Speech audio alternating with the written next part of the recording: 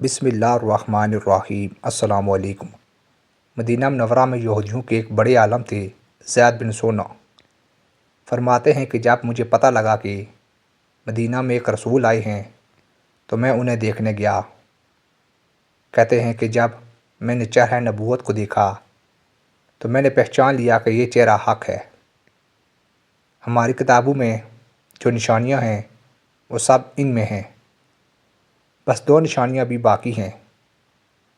ایک نشانی تو یہ ہے کہ ان کا حلم ان کے غصے پر سبقت لے جائے گا، یعنی برداشت زیادہ ہوگی، غصہ کنٹرول میں رہے گا۔ اور دوسری نشانی یہ ہے کہ کوئی جاہل ان کے ساتھ جتنی زیادہ جہالت والا معاملہ کرتا جائے گا، ان کی برداشت اتنی ہی بڑھتی چلی جائے گی۔ زید بن سونا کہتے ہیں کہ میں نے سوچا کہ کیوں نہ ان دونوں نشانیوں کو آزماؤں۔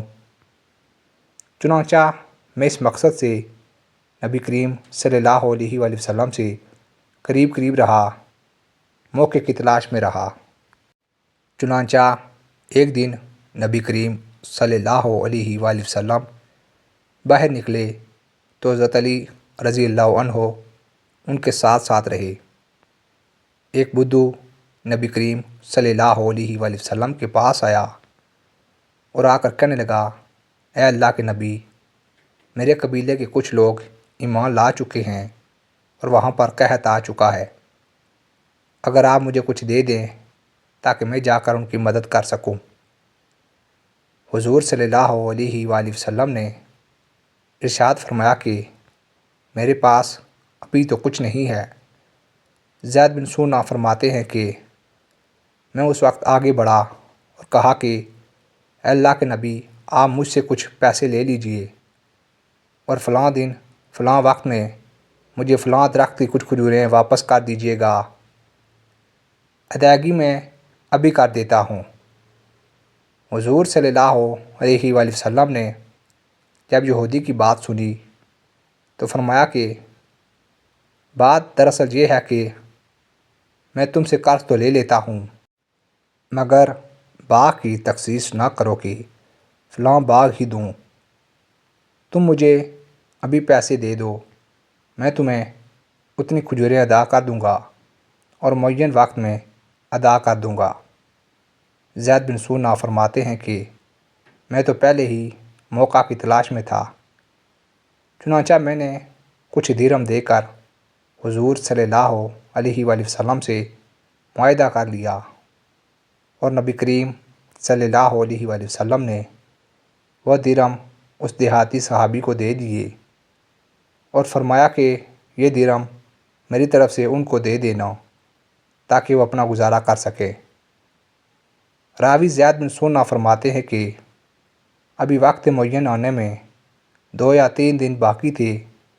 میں 2-3 دن پہلے ہی نبی کریم صلی اللہ علیہ وآلہ وسلم کے پاس پہنچ گیا۔ اس وقت حضور صلی اللہ علیہ وآلہ وسلم جنازے پر تشریف لے جا رہے تھے اور چاروں طرف جلیل القدر صحابہ کرام رضی اللہ عنہم موجود تھے۔ فرماتے ہیں کہ میں مجمع کو چیرتا ہوا آپ صلی اللہ علیہ وآلہ وسلم کے پاس گیا اور حضور صلی اللہ علیہ وآلہ وسلم کی قمیض مبارک کو اس جگہ سے پکڑا جہاں پر قمیض اور تہبند ساتھ ہوتے ہیں۔ وہاں سے پکڑ کر میں نے غصے سے حضور صلی اللہ علیہ وآلہ وسلم کو دیکھا۔ پھر میں نے کہا کہ میرا قرضہ ادا کرو جو تم پر ہے محمد۔ اور چوتھی بات یہ کہی کہ اے ہاشم کی اولاد، تم لوگوں کے حق ادا کرنے میں ٹال مٹول کرتے ہو۔ پہلی چیز قمیض پکڑ لی، دوسری چیز غصے سے دیکھا، تیسری چیز سخت بات کہہ کر ادائیگی کا مطالبہ کیا، چوتھی چیز باپ دادا کا بیتا نہ دیا۔ یہ چاروں باتیں کوئی چھوٹی نہیں ہیں، بہت بڑی بات ہے۔ زید بن سونا فرماتے ہیں کہ میں نے حضرت عمر رضی اللہ عنہ کو دیکھا کہ مجھے غصے کی آنکھوں سے دیکھ رہے ہیں۔